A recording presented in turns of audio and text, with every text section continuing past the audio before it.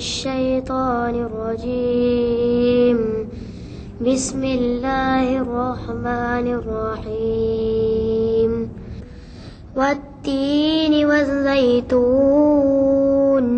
وطور سينين وهذا البلد الأمين لقد خلقنا الإنسان في أحسن تقويم ثم رددناه أسفل سافلين إلا الذين آمنوا وعملوا الصالحات فلهم أجر غير ممنون فما يكذبك بعد بالدين أليس الله بأحكم الحاكمين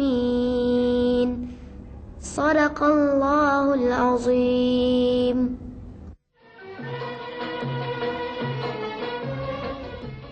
Demi buah tin dan buah zaitun, dan bukit Tursina, dan kota Mekah yang aman damai. Sesungguhnya kami jadikan manusia dalam keadaan yang paling baik. Kemudian kami kembalikan mereka ke tempat yang serendah-rendahnya, melainkan mereka yang beriman dan beramal soleh. Bagi mereka ganjaran yang tidak putus-putus. Maka apakah yang menyebabkan kamu mendustakan hari pembalasan itu setelah ada keterangan?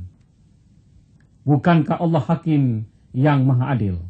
Dalam surah At-Tin yang baru dibaca tadi, beberapa hukum tajwid dapat kita lihat dan mestilah kita amalkan ketika membaca Al-Quran.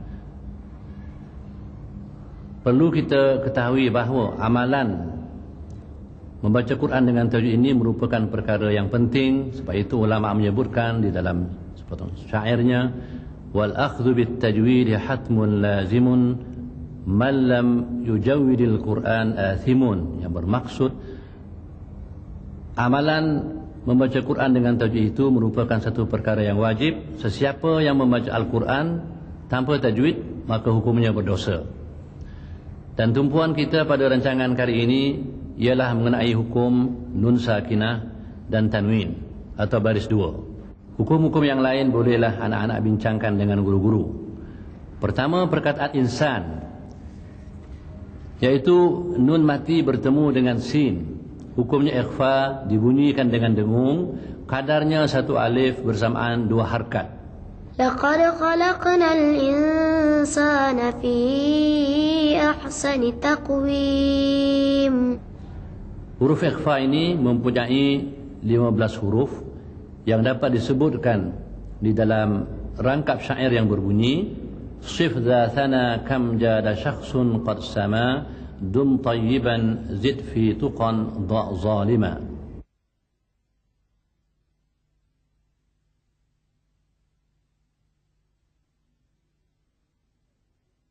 Seterusnya kita lihat pengertian ikhfa itu sendiri, yang bermaksud menyembunyikan nun sakinah atau tanwin baris dua apabila bertemu dengan salah satu daripada huruf-huruf ikhfa yang 15. Dan kedua, kita kena kekalkan dengung dengan sempurna ketika membaca ayat-ayat tersebut. Dan kadar dengung pada hukum ikhfa ini ialah dua harkat. Adapun hukum yang kedua dalam surah At-Tin ini ialah ajrun ghairu mamnun.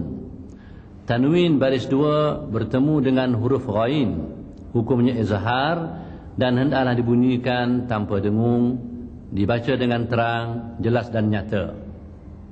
Falahum ajrun ghairu mamnun. Huruf izhar ini ada 6. Alif, ain ha, ghain ha dan kha. Untuk menyatakan hukum izhar ini, ulama menyatakan ialah menyatakan sebutan huruf izhar tanpa dengung dengan mengekalkan zat huruf-huruf tersebut. Seterusnya, untuk mengetahui hukum nun mati dan tanwin ini, selain daripada surah At-Tin, anak-anak bolehlah membaca pada surah-surah yang lain dengan merujuk kepada Al-Quran dan bincangkan dengan guru-guru. Saya akan terangkan cara-cara menghafal Al-Quran. Kaedah yang biasa digunakan ialah pertama, kita dikenaki melancarkan ayat-ayat atau surah-surah yang akan dihafal secara bertajwid. Dan yang kedua, pastikan tidak ada kesalahan sama ada pada huruf ataupun pada menyebut sifat-sifatnya atau baris ataupun hukum-hukum tajwid yang lain. Dan yang ketiga, kita perlu mengulang 1 atau 2 ayat atau 3 ayat ataupun setengah muka surat ataupun 1 muka surat. Perkara yang keempat yang perlu kita tahu, bahawa jangan kita ubah Al-Quran yang kita biasa gunakan kepada Quran yang lain, kerana ini akan menyukarkan hafalan. Itu antara panduan-panduan yang boleh kita gunakan untuk menghafal Al-Quran. Baiklah kawan-kawan, setelah kita membicarakan hukum tajwid dalam surah ini, kita kupas pula isi kandungan dan pengajaran yang ada dalam surah ini. Dalam ayat ini, Allah menjelaskan beberapa perkara, iaitu tentang buah tin, buah zaitun, Bukit Tursina dan kota Mekah di permulaan surah ini.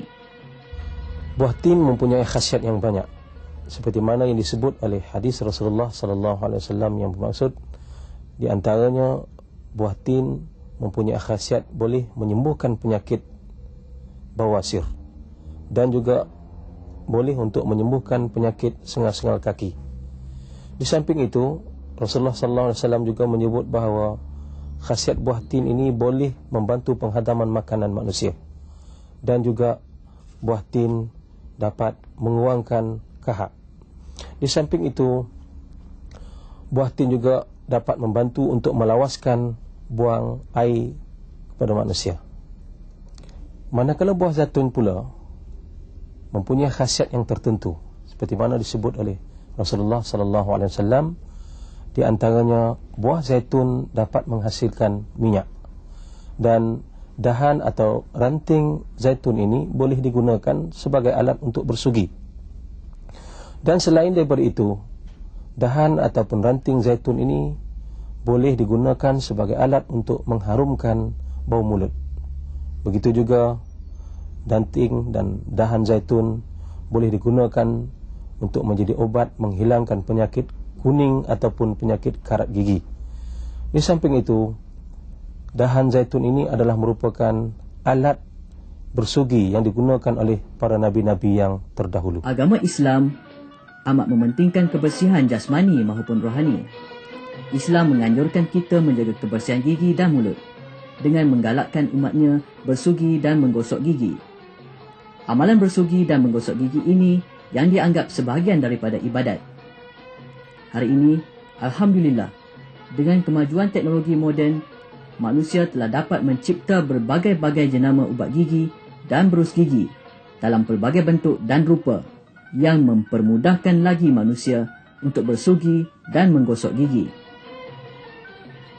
Namun demikian, Allah Subhanahu Wa Taala telah menyebut dalam surah At-Tin, ini awal-awal lagi, tentang buah tin dan buah zaitun yang mempunyai khasiat yang banyak.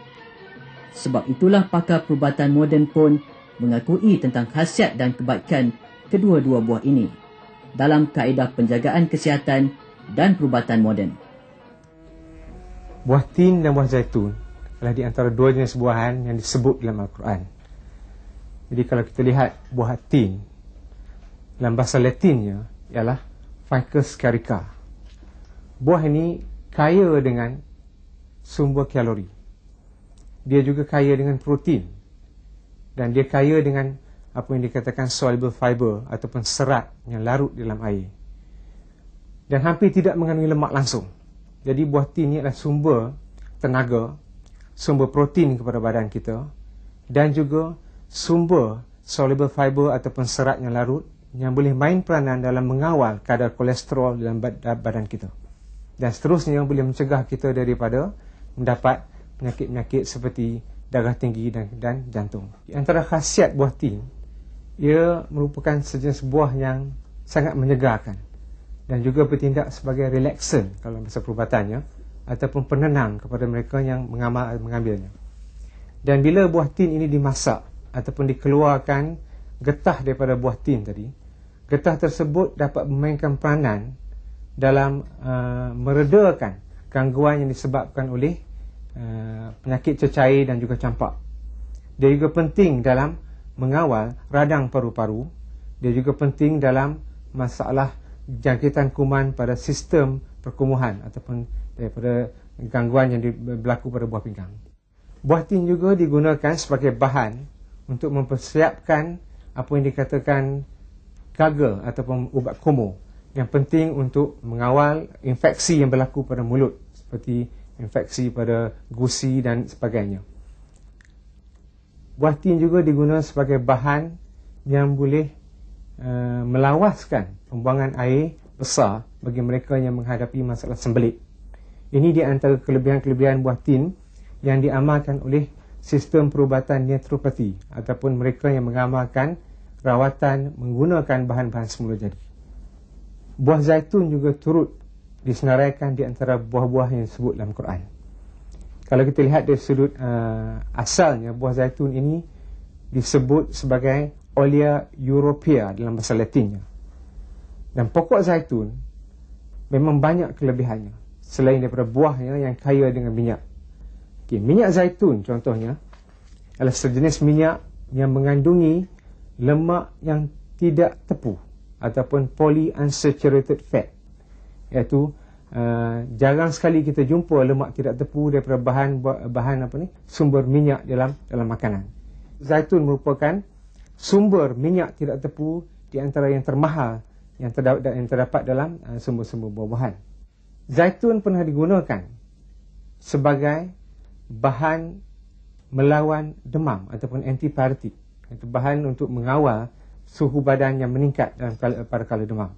Ini penting sebab dalam sistem perubatan yang diamalkan di Algeria contohnya, zaitun digunakan sebagai antipiretik hampir sama dengan quinine. Ini tercatat dalam buku-buku rujukan. Zaitun juga digunakan sebagai mild laxative ataupun sebagai bahan yang boleh mengawal sembelit bagi mereka yang selalu mengalami masalah sembelit. Zaitun juga digunakan untuk mencegah dia berlakunya apa yang dikatakan batu yang terdapat pada empedu, iaitu gallstones. Sebab zaitun akan melancarkan perjalanan empedu dalam badan manusia. Oleh kerana zaitun mengandungi bahan yang dikatakan polyunsaturated fat, dia penting dalam mengawal badan daripada berlakunya kadar peningkatan kolesterol yang begitu tinggi dalam badan kita, dan seterusnya mencegah daripada berlakunya tekanan darah tinggi dan sakit jantung. Selain daripada itu, zaitun mengandungi khasiat khusus kepada kulit. Bagi mereka yang mengalami psoriasis, zaitun telah dikenal pasti sebagai salah satu di antara bahan yang boleh mengawal kegatalan dalam pesakit-pesakit psoriasis. Dan zaitun juga digunakan untuk menyembuh ataupun mengawal kulit daripada mengalami komplikasi daripada sebarang kecederaan ataupun luka. Zaitun juga penting dalam pengawalan rambut, terutama sekali bagi mereka yang mempunyai rambut yang kering. Jadi di sini dapat kita simpulkan bahawa zaitun juga merupakan sumber kepada kesihatan dan penjagaan perubatan, ya. Dan kedua-duanya, tin dan zaitun, merupakan dua jenis buahan yang sangat penting bagi kita dalam penjagaan kesihatan dan juga khasiat perubatan. Selain itu, dalam surah ini Allah Subhanahu wa taala menyebut tentang buah tin dan buah zaitun, yang mana berbetulan ketika itu buah tin dan buah zaitun ini banyak terdapat di kawasan Timur Tengah, di mana buah tin terdapat banyak di Damsyik dan buah zaitun terdapat banyak di Baitul Maqdis.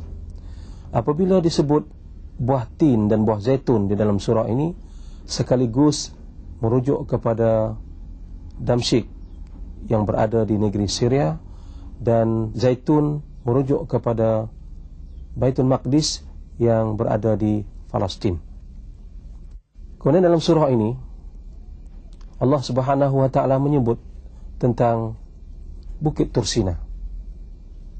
Bukit Tursina adalah sebuah bukit yang berada di semenanjung Sinai yang sekarang ini berada di negeri Mesir. Apabila kita menyingkap sejarah kehidupan dan perjuangan Nabi Musa alaihissalam, kita dapati di Bukit Tursina inilah Nabi Musa alaihissalam bermunajat kepada Allah Subhanahu wa taala dan dapat berkata-kata dengan Allah Subhanahu wa taala. Kemudian di dalam surah At-Tin ini juga kita dapati disebutkan oleh Allah Subhanahu wa taala kota Mekah. Kota Mekah ialah sebuah kota di mana lahirnya junjungan besar kita Nabi Muhammad sallallahu alaihi wasallam.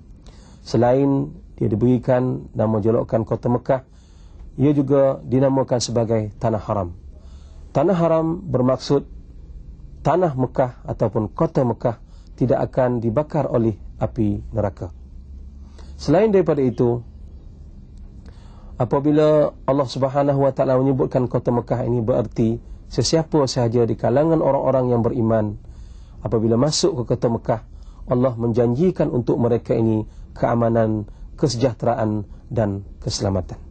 Dalam ayat ini, Allah menjelaskan beberapa perkara, iaitu tentang buah tin, buah zaitun, Bukit Tursina dan kota Mekah pada permulaan surah ini. Tin bermaksud Damsyik, zaitun pula bermaksud Baitul Maqdis. Kedua-dua tempat ini memang merupakan tempat para nabi menerima wahyu. Manakala Tursina adalah tempat Nabi Musa alaihi salam menerima wahyu dan kota Mekah juga tempat Nabi Muhammad sallallahu alaihi wasallam menerima wahyu. Oleh itu, keempat-empat tempat ini dikaitkan kerana ia merupakan tempat para nabi menerima wahyu daripada Allah Subhanahu wa taala. Wahyu dari segi bahasanya membawa makna bahawa pemberitahuan secara rahsia, sama ada melalui gerak hati ataupun lainnya. Manakala wahyu mengikut istilah Islam bermaksud pemberitahuan oleh Allah Subhanahu wa taala kepada nabi dan rasul-rasul yang mengandungi segala perintah-perintah Allah, sama ada perintah-perintah Allah itu untuk diamalkan secara peribadi ataupun untuk disampaikan oleh para rasul yang memberikan kebajikan di dunia dan di akhirat. Manusia yang berpegang kuat kepada wahyu inilah yang akan mendapat kemuliaan di sisi Allah Subhanahu wa taala. Allah Subhanahu wa taala berfirman, "Wa ma ataakumur rasulu fakhuzuhu wa ma nahakum anhu fantahu." Yang bermaksud, segala apa yang dibawa oleh Rasul itu hendaklah kamu pegang dan beramal dengannya, dan segala apa yang dilarangnya hendaklah kamu meninggalkannya. Kalau kita lihat, ya, segala yang dibawa oleh Rasul ini tidak boleh tidak manusia yang beriman kepada Allah dan Rasulnya hendaklah mengamalkan keseluruhan ajarannya. Dengan mengamalkan inilah manusia akan diiktiraf sebagai ahsanut taqwim. Di mana Allah SWT berfirman, "Laqad khalaqnal insana fi ahsani taqwim, thumma radadnahu asfala safilin, illa allazina amanu wa amilus salihati falahum ajrun ghairu mamnun." Allah SWT berfirman, sesungguhnya kami menjadikan manusia itu sebaik-baik kejadian, kemudian kami kembalikan mereka ke martabat yang paling hina, melainkan orang yang beriman dan beramal soleh, maka bagi mereka ganjaran yang tidak terhingga. Jadi disyaratkan di situ, manusia ini memang tabiatnya, kejadiannya sungguh sempurna nak dibandingkan dengan makhluk-makhluk yang lain. Ya, oleh sebab itulah manusia, ya, diminta untuk menerima wahyu ini, diminta untuk mengamalkan wahyu ini. Tetapi manusia yang macam mana yang mampu menjadi ahsanut taqwim itu, iaitu manusia yang beriman dan mereka yang beramal soleh. Ataupun dengan kata yang lain, manusia yang berpegang kepada wahyu Allah Subhanahu wa taala dan apa yang disampaikan oleh Muhammad sallallahu alaihi wasallam dan para rasul yang lainnya. Selain itu, ayat berikutnya Allah telah menjelaskan perkara yang paling penting, bahawa Allah telah menjadikan manusia dalam bentuk yang paling baik. Kemudian Allah akan kembalikan mereka ke tempat yang serendah-rendahnya, melainkan mereka yang beriman dan beramal soleh. Bagi mereka, pahala yang tidak putus-putus. Antara sebab manusia dikembalikan ke tempat yang serendah-rendahnya ialah manusia tidak percaya dan beriman kepada hari akhirat, sedangkan Allah Maha Adil ciptaannya di alam ini. Sebagai bukti keadilan Allah SWT, antaranya ialah Allah tidak memilih malaikat menjadi khalifah di muka bumi. Malah Allah memilih manusia kerana Allah Maha mengetahui akan kelebihan dan keunggulan manusia sebagai khalifah Allah. Khalifah di dalam bahasanya bermakna pengganti atau wakil Allah Subhanahu Wa Taala di muka bumi. Dan lantikan manusia sebagai khalifah ini Allah sebutkan di dalam Al-Quran, di mana Allah SWT berfirman, A'udzubillahi minasyaitonirrajim, Inni ja'ilun fil ardi khalifah. Allah berkata kepada malaikat, wahai malaikat sekalian, sesungguhnya aku nak menjadikan di muka bumi ini khalifah. Lalu malaikat semuanya bertanya kepada Allah SWT, Ataj'alu fiha man yufsidu fiha wa yasfikud dima' wa nahnu nusabbihu bihamdika wa nuqaddisu lak. Qala inni a'lamu bima la ta'lamun. Lalu malaikat bertanya kepada Allah, wahai Allah, apakah engkau nak menjadikan di muka bumi itu mereka yang merosakkan dan menumpahkan darah?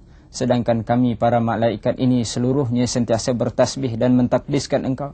Kata Allah Subhanahu Wa Taala, sesungguhnya aku lebih mengetahui dia apa yang engkau tidak ketahui.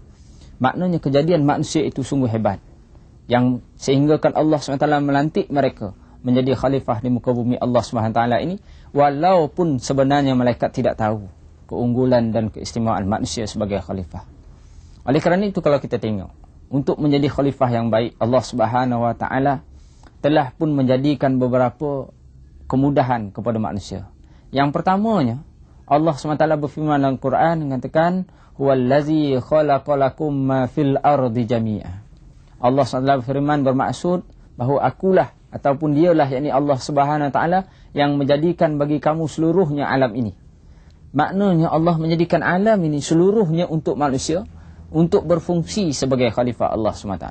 Oleh kerana itu, kalau kita tengok, sekeras-keras besi, walaupun keras daripada tulang manusia, tetapi tengok manusia boleh melentur besi-besi ini hingga menjadi kenderaan, hingga menjadi paku dan sebagainya. Begitu juga segarang-garang binatang buas, contohnya harimau. Akhirnya dengan kehebatan manusia sebagai khalifah Allah SWT, harimau ini boleh dijinakkan. Begitu juga sebesar-besar gajah, yang kuat tenaganya, yang gagah perkasa dan besar tubuh badannya. Tetapi dengan keunggulan manusia sebagai khalifah, maka gajah ini dapat dipergunakan oleh manusia. Dengan sebab itu, Allah telah menyediakan syurga dan neraka untuk pembalasan terhadap amal manusia. Andainya Allah balas perbuatan mungkar dan dosa kita dengan neraka, usahlah kita menyalahkan Allah, kerana Allah hakim yang maha adil. Allah tidak mungkin berlaku zalim, malah manusialah yang menzalimi diri mereka sendiri dengan menceburkan diri mereka ke lembah kebinasaan.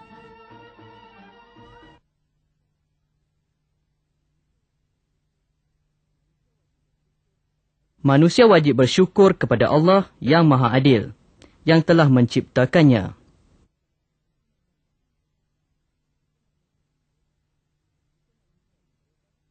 Jika manusia ingin bebas melakukan sesuatu tanpa batasan dan berhasrat untuk menjadi makhluk-makhluk lain, manusia pasti akan kecewa dan menyesal.